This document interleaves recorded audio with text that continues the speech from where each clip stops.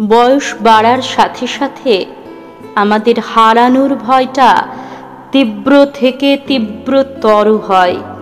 বাবা মা, বন্ধু বান্ধব, কাছের মানুষ হারানোর ভয়। বড় হলে চারপাশের বৃত্তটা একটু একটু করে ছোট হতে থাকে, ততই আমরা আরো বেশি সাবধান হই, আড়ষ্ট হয়ে থাকি, আঁকড়ে ধরে রাখি।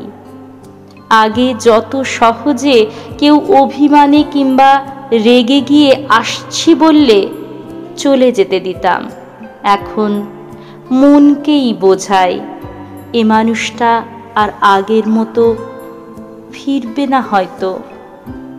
গতকাল বাসে আমার উল্টো দিকের সিটে বসা একটা মেয়ে ফোনের ওপারে কাউকে অনেক কিছু কনভিন্স করার চেষ্টা করছিল।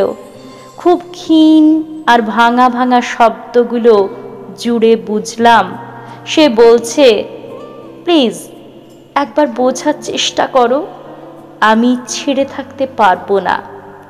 তারপর হুট করে ফোনটা কেটে সাইড উইন্ডের দিকে নিঃশব্দে তাকিয়ে রইল।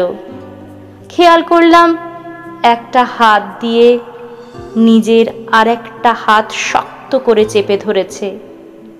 ঠোঁট ভেতরের দিকে উল্টে কান্না আটকানোর অমোঘ চেষ্টা, তবুও মার্বেলের মতো চোখ দুটোই জল জমছে।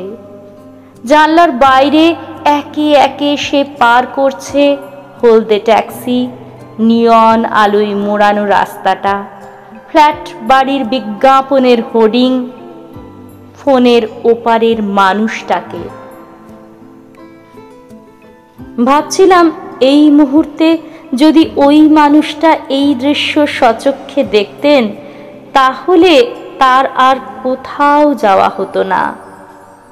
আমরা বারবার ভুল সময়ে কারো কাছে আসি, কাউকে নিজের সর্বস্ব উজাড় করে দেই, বসত করি মনে প্রাণে।